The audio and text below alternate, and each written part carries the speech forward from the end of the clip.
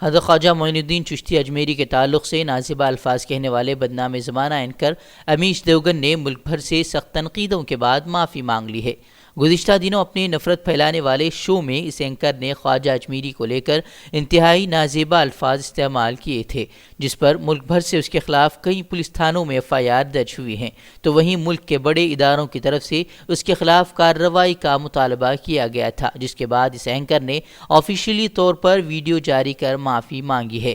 اور اب وقت ہے کہ مسلمانوں کو متحد ہو کر مسلم مخالف پروپیگنڈا چلانے والے اینکرز اور نیوز چینلوں کے خلاف آگے آنا ہوگا، تبھی ان فرقہ پرستوں کے ہوش ٹھکانے آ سکتے ہیں۔ غلطی سے حضرت خواجہ معین الدین چشتی کو لے کر میرے منہ سے کچھ اور نکل گیا، حالانکہ میری ایسی کوئی منشا نہیں تھی، اس لیے اسے بھول کے طور پر ہی لینا چاہیے۔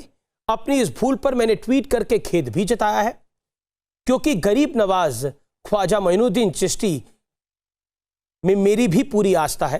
میں خود اجمیر شریف جاتا ہوں، ان کی زیارت کرتا ہوں، عبادت کرتا ہوں۔ دہلی کے وزیر سیاحت ستیندر جین کی رپورٹ کورونا مثبت آنے کے بعد اب مرکزی حکومت بھی خطرے میں آ گئی ہے۔ دراصل ستیندر جین نے مرکزی وزیر داخلہ کی ایک اعلیٰ سطحی اجلاس میں شرکت کے بعد وزیر اعلیٰ کیجریوال سمیت وزیر داخلہ امت شاہ اور LG انل بیجل سے بھی ملاقات کی ہے۔ خیال رہے کہ کورونا کی روک تھام کے لیے ہوئی میٹنگ میں ستیندر جین کئی بار شرکت کر چکے ہیں۔ اس دوران کئی لیڈران سے بھی ملاقات ہوئی ہے، ایسے میں اب وہ تمام سیاسی لیڈران بھی خوف میں مبتلا ہیں۔ دوسری جانب عام آدمی پارٹی کی رکن اسمبلی آتشی مرلینا بھی کورونا پازیٹیو پائی گئی ہیں۔ منگل کو ہونے والی وزیر صحت کی کورونا جانچ کی رپورٹ منفی آئی تھی، لیکن دوسری مرتبہ ہوئے ٹیسٹ میں رپورٹ پازیٹیو نکل کر آئی ہے۔ جموں کشمیر میں بچوں کی ہلاکت پر اقوام متحدہ کے سربراہ انتونیو گتریش نے تشویش کا اظہار کیا ہے۔ گتریش نے کہا کہ جموں کشمیر میں بچوں کی ہلاکت سے میں فکر مند ہوں اور حکومت سے مطالبہ کرتا ہوں کہ وہ بچوں کے تحفظ کے لیے قدم اٹھائیں اور بچوں کے خلاف پیلٹ گن کا استعمال بند کیا جائے۔ چلڈرن اینڈ آرم کانفلکٹ کے موضوع پر سیکریٹری جنرل کی رپورٹ میں کہا گیا ہے کہ ہندوستان میں 1 سال سے 17 سال تک کے 8 بچوں کے قتل اور 7 کے شدید طور پر معذور ہونے کی تصدیق کی ہے۔ ان میں سے 13 لڑکے ہیں اور 2 لڑکیاں ہیں۔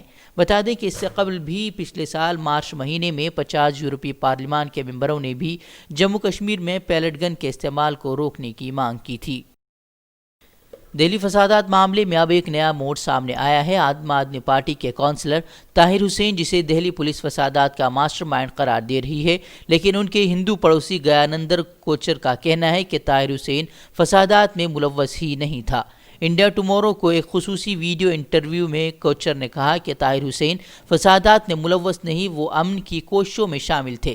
کوچر نے دعویٰ کیا ہے کہ 24 فروری کو جس دن ہنگامے شروع ہوئے، اس نے طاہر حسین کو ہندو اور مسلم مذہبی رہنماؤں اور پولیس کے ایک اسسٹنٹ کمشنر کے ساتھ امن کی گزارش کرتے ہوئے دیکھا ہے۔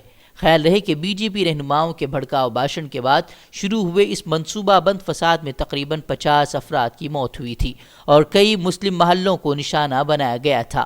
لیکن سب سے حیرانی کی بات یہ ہے کہ فسادات میں سب سے زیادہ جانیں گنوانے والے اور نقصان اٹھانے والے بھی مسلمان ہی تھے، اور سب سے زیادہ پولیس کی اذیتیں برداشت کرنے والے اور جیل جانے والے بھی مسلمان ہی ہیں، اور آج بھی کئی طلبہ ناکردہ گناہوں کی پاداش میں جیلوں میں بند ہیں، جنہیں ضمانت تک نہیں دی جا رہی، جبکہ BJP رہنماؤں کے نام تک فسادات کی چارج شیٹ میں داخل نہیں کیے گئے ہیں۔ کی بات تو طاہر حسین کی جہاں تک میں سمجھتا ہوں ایسی کوئی انوالومنٹ نہیں تھی طاہر حسین کی، ٹھیک ہے جی، جو ہم نے دیکھا ہے۔ باقی راجنیتی ہے اس میں، لیکن اگر آپ میرے سے پوچھو کہ بھئی لائیو میں نے دیکھا ہے تو لائیو میں مجھے طاہر حسین کہیں نہیں نظر آیا کہ بھئی طاہر حسین کسی کو لیڈ کر رہا ہے یا طاہر حسین کسی کو اکسا رہا ہے، بلکہ ایک دن وہ سمجھانے ضرور آیا تھا، 24 تاریخ کو وہ سمجھانے آیا تھا لوگوں کو، پولیس تھی اس کے ساتھ میں۔ ہند چین سرحد پر کشیدگی کے درمیان دونوں ممالک کے وزرائے خارجہ نے ٹیلی فونک بات چیت کی ہے، جس میں کشیدگی کو کم کرنے پر زور دیا گیا ہے۔ دونوں ممالک نے یہ بھی کہا ہے کہ کسی بھی فریق کو یک طرفہ طور پر ایسا کوئی اقدام نہیں کرنا چاہیے جس سے موجودہ حالت میں کوئی تبدیلی ہو۔ دو ٹوک الفاظ میں وزیر خارجہ نے کہا ہے کہ چینی افواج نے ہی منصوبہ بند پرتشدد کارروائی کی جو براہ راست اموات کے لیے ذمہ دار ہے۔ وزیر خارجہ نے کہا کہ اس واقعے سے ہمارے دو طرفہ تعلقات پر سنگین اثرات مرتب ہوں گے، جبکہ چینی وزیر خارجہ نے اموات کے لیے ہندوستانی افواج کو ہی ذمہ دار ٹھہراتے ہوئے قصوروار افسران کے خلاف کارروائی کا مطالبہ کیا ہے۔ انہوں نے کہا کہ ہندوستان چین کی طاقت کو کم نہ سمجھے۔ اب منی پور کی بی جے پی حکومت کے سامنے مصیبتوں کا پہاڑ کھڑا ہو گیا ہے۔ پارٹی کے 3 اراکین اسمبلی نے بدھ کے روز استعفیٰ دیتے ہوئے جہاں کانگریس کا دامن تھام لیا ہے، وہیں حلیف پارٹیوں اور آزاد اراکین اسمبلی سمیت کل 6 دیگر اراکین اسمبلی نے بھی حکومت سے حمایت واپس لی ہے۔ وہیں اب کانگریس جلد ہی گورنر سے ملاقات کر حکومت کا دعویٰ پیش کر سکتی ہے۔ پریس کونسل آف انڈیا نے جموں کشمیر کی نئی میڈیا پالیسی پر منگل کو وہاں کی حکومت سے جواب طلب کیا ہے اور کہا ہے کہ اس کے اہتمام پریس کی آزادی کو متاثر کرنے والے ہیں۔ بتا دیں کہ 2 جون کو جاری اس نئی میڈیا پالیسی کے تحت کہا گیا تھا کہ انتظامیہ فیک نیوز کے لیے ذمہ دار صحافیوں اور میڈیا اداروں کے خلاف قانونی کارروائی کرے گی، جس میں سرکاری اشتہارات پر روک لگانا اور ان سے متعلق جانکاریاں سیکیورٹی ایجنسیوں کے ساتھ شیئر کرنا بھی شامل ہے تاکہ آگے کی کارروائی ہو سکے۔ خیال رہے کہ گزشتہ کچھ وقتوں میں جموں کشمیر کے کئی صحافیوں کو ان کے کام کے لیے پولیس کارروائی کا سامنا کرنا پڑا ہے۔ ان میں فوٹوگرافر مسرت زہرا اور صحافی قلمکار گوہر گیلانی بھی شامل ہیں، جن پر ان کی سوشل میڈیا پوسٹ کے لیے انہیں UAPA کے تحت معاملہ ان پر درج کیا گیا ہے۔ چین کے ساتھ بڑھتے تناؤ کے بیچ ہندوستان ٹیلی مواصلاتی محکمے نے BSNL کو چینی کمپنیوں کے سامان کم کرنے یا ختم کرنے کا حکم دیا ہے۔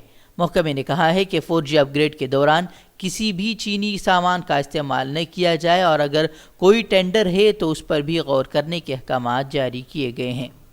سرحد پر چینی افواج کی پرتشدد کارروائی میں ہندوستانی فوج کے 20 افراد کی موت کے بعد ہندوستان بھر میں چین کو لے کر غصہ ہے۔ کہیں سڑکوں پر اتر کر لوگ احتجاج کر رہے ہیں تو سوشل میڈیا پلیٹ فارم پر چینی مصنوعات کے بائیکاٹ کی مہم تیز ہو گئی ہے۔ وہیں ایک ویڈیو سوشل میڈیا پر خوب وائرل ہو رہی ہے جس میں کچھ لوگ گھر میں لگی چینی کمپنی کی ٹی وی کو توڑ کر اس پر اپنا غصہ ظاہر کر رہے ہیں۔ سوالات میں گھرے PM کیئر فنڈ کو لے کر اب سپریم کورٹ نے مرکزی حکومت سے جواب طلب کیا ہے۔ سپریم کورٹ کی بینچ نے PM کیئرز فنڈ میں جمع رقم کو نیشنل ڈیزاسٹر ریلیف فنڈ میں منتقل کرنے سے متعلق درخواست پر مرکزی حکومت کو نوٹس جاری کرتے ہوئے 4 ہفتے کا وقت دیا ہے۔ گزشتہ 25 مارچ سے 31 مئی 2020 کے بیچ ملک گیر لاک ڈاؤن کے دوران کورونا وائرس پر خبر کرنے یا اظہار رائے کی آزادی کے استعمال پر ملک بھر کے کم سے کم 55 صحافیوں کو گرفتاری کے مقدمے، سمن یا وجہ بتاؤ نوٹس، جسمانی استحصال، مبینہ طور پر ملکیت کے نقصان یا دھمکیوں کا سامنا کرنا پڑا ہے۔ پریس نوٹ میں کہا گیا ہے کہ اس مدت میں میڈیا اہلکاروں پر سب سے زیادہ 11 حملے اتر پردیش میں ہوئے ہیں۔ رپورٹ میں کہا گیا ہے کہ اس مدت کے دوران مختلف صحافیوں کے خلاف 22 FIR درج کی گئی ہیں، جبکہ کم از کم 10 افراد کو گرفتار کیا گیا ہے۔ گزشتہ 24 گھنٹوں کے دوران ملک میں کورونا وائرس کے تقریباً 13,000 نئے کیسز سامنے آئے ہیں اور ایک دن میں سامنے آنے والے کیسز میں یہ اب تک کی سب سے بڑی تعداد ہے۔